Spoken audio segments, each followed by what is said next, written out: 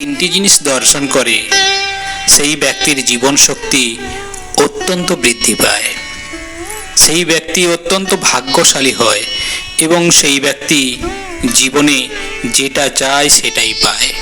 অর্থাৎ সেই ব্যক্তির জীবনে সফলতা আসে চুম্বকের মতো। ভিডিওতে বলা এই তিনটি জিনিস যদি আপনারা প্রতিদিন ঘুম থেকে উঠে দর্শন করেন তবে এর ফল আপনারা 1 মাসের মধ্যেই পেয়ে যাবেন। বিশ্বাস যদি না হয় একবার করেই দেখুন। এক অভাবনীয় পরিবর্তন আপনার জীবনে ঘটবে, যে ধরনের পরিবর্তন আপনারা কল্পনাও করতে পারেন না, ঠিক সেই ধরনের পরিবর্তনই আপনার জীবনে ঘটবে। দেখুন, শাস্ত্র মতে অর্থাৎ ভগবান শ্রীকৃষ্ণের মত অনুসারে এই মানব জন্ম অত্যন্ত দুর্লভ হয়, তাই একমাত্র মানব জন্ম লাভ করেই আমরা ঈশ্বরকে প্রাপ্ত করতে পারি। কিন্তু শাস্ত্র মতে কয়েকটি নিয়ম আছে, যদি সেগুলি আমরা পালন করতে পারি তাহলে জীবনে দুঃখ কষ্ট থেকে যেমন আমরা রেহাই পেতে পারবো, সেরকমই সুখ ও শান্তির ছোঁয়াও লাগবে আমাদের পরিবারে। এই নিয়মগুলি না জানার কারণে আমরা আমাদের কাঙ্ক্ষিত সুখ ও সৌভাগ্য থেকে বঞ্চিত থাকি। ভগবান শ্রীকৃষ্ণ গীতায় অর্জুনকে উপদেশ দিয়ে বলেছিলেন, হে ভারত, তোমার হৃদয়ে যে অজ্ঞানপ্রসূত সংশয়ের উদয় হয়েছে তা জ্ঞানরূপ খড়গের দ্বারা ছিন্ন করো।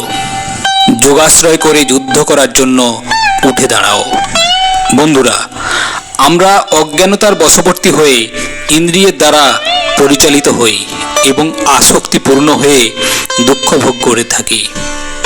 পুরাণ শাস্ত্রে আমাদের জীবনের সমস্ত সমস্যা থেকে কিভাবে মুক্ত হতে পারবো তার সম্পূর্ণ জ্ঞান রয়েছে। সেই জ্ঞান অর্জন করে আমরা আমাদের কাঙ্ক্ষিত লক্ষ্যে অর্থাৎ সুখ ও সৌভাগ্য অর্জন করতে পারি। বন্ধুরা, আজকে আমি আপনাদের যে 3টি বিষয়ের কথা বলবো তা জানার জন্য মনোযোগ সহকারে ভিডিওয় বলা কথাগুলো শেষ পর্যন্ত শুনবেন। তাহলে চলুন একে একে করে জেনে নেওয়া যাক। প্রথমেই আপনাদের বলে দিই, যে 3টি জিনিসের কথা আমি আপনাদের বলবো, মনে পূর্ণ ভক্তি ও বিশ্বাস থেকে কাজটা করতে থাকুন। শুধুমাত্র পাওয়ার জন্যই করবেন না, তবেই একদিন অনেক কিছু আসবে। প্রথমত, সকালে ঘুম থেকে উঠে আমাদের প্রত্যেকের উচিত নিজেদের হাতের কর দর্শন করা। দেখুন, আমাদের হাতের করে বা তালুর অগ্রভাগে স্বয়ং মা লক্ষ্মী বিরাজ করেন, মধ্যভাগে মা সরস্বতী বিরাজ করেন এবং হাতের নিম্নভাগে প্রভু গোবিন্দ বাস করেন। সুতরাং আমাদের প্রত্যেকের উচিত ঘুম থেকে উঠে নিজের হাতের কর দর্শন করা এবং তাদের উদ্দেশ্যে প্রণাম জানানো। মাতা লক্ষ্মী, সরস্বতী ও শ্রীকৃষ্ণের নাম নিয়ে যে ব্যক্তি তার দিন শুরু করে সেই ব্যক্তির জীবনে সফলতা অবশ্যই আসে। আর বিভিন্ন দেবদেবীর আশীর্বাদে সেই ব্যক্তির দুঃখ, দারিদ্রতা, কষ্ট, রোগ, ব্যাধি এগুলো সব বিনাশ হয়।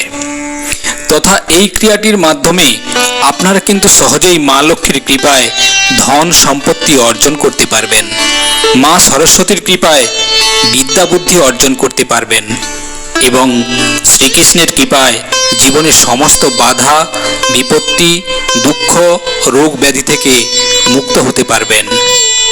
এছাড়াও হাত দর্শন করতে করতে আপনি যদি একটি মন্ত্রের জপ করতে পারেন তাহলে খুব তাড়াতাড়ি জীবনে কিছু শুভফল পাওয়ার সম্ভাবনা থাকবে। মন্ত্রটি হলো, করাগ্রে বসতে লক্ষ্মী, করমধ্যে সরস্বতী, করমূল্যে তু গোবিন্দায়, প্রভাতে করদর্শনম। অর্থাৎ আমার হাতের অগ্রভাগে মা লক্ষ্মী, মধ্যভাগে মা সরস্বতী এবং মূলভাগে ভগবান শ্রীকৃষ্ণ বসবাস করেন এবং এনাদের আমি দর্শন করে থাকি। বন্ধুরা, এবারে আমি আপনাদের দ্বিতীয় বিষয়টি নিয়ে বলবো। শাস্ত্র মতে মনে করা হয় প্রত্যেক মানুষের সপ্তাহে একদিন হলেও ব্রহ্ম মুহূর্তে ঘুম থেকে উঠে উঠানে পাখিদের খেতে দেওয়া উচিত। যদি আপনার ঘুম ভোর 3টে থেকে ভোর 5টার মধ্যে ভেঙে যায়, তাহলে বুঝবেন ভগবান স্বয়ং আপনাকে এই সংকেত দিচ্ছেন যে আমাদের প্রত্যহ ব্রহ্ম মুহূর্তে ঘুম থেকে উঠে যাওয়া এবং উঠানে আসা পাখিদের খেতে দেওয়া প্রয়োজন। সুতরাং আমাদের এই ব্রহ্ম মুহূর্তে ঘুম থেকে ওঠা অবশ্যই অভ্যাস করা উচিত এবং এই কাজটিও করা উচিত। এর ফলে আমাদের মন ও মস্তিষ্ক সতেজ থাকবে এবং জীবনের সফলতা বহন করে নিয়ে আসবে। দেখুন, এই ব্রহ্ম মুহূর্তে কিন্তু ব্রহ্মাণ্ডের সৃষ্টি হয়েছিল। সুতরাং এই ব্রহ্ম মুহূর্তের সময়টিতে আমাদের পৃথিবীতে বহু ধরনের দৈবিক শক্তির আগমন ঘটে। এছাড়াও ভোর 3টে থেকে 5টার মধ্যে যে সময়, সেই সময় বায়ুমণ্ডলের কসমিক এনার্জি অত্যন্ত বেশি পরিমাণে বৃদ্ধি পায়, যা আমাদের শরীরের জন্য খুবই ভালো এবং মঙ্গলজনক। সুতরাং এই সময় যে ব্যক্তি ঘুম থেকে উঠবেন তার শরীর মন অত্যন্ত সুস্থ ও সরল থাকে। এবং আপনি যদি এই ব্রহ্ম মুহূর্তে উঠানে আসা পাখিদের খেতে দেন, জেনে রাখবেন আপনি ব্রহ্ম মুহূর্তে অনেক বড় পুণ্যের কাজ করছেন। যারা ইতিমধ্যেই এই কাজটি করে আসছেন তারা আমার এই কথাটির মর্মার্থ উপলব্ধি করতে পারবেন। এই কাজটি মনে বিশ্বাস রেখে নিয়মিত করতে পারলে আপনি সফলতার চরম শিখরে পৌঁছাতে পারবেন।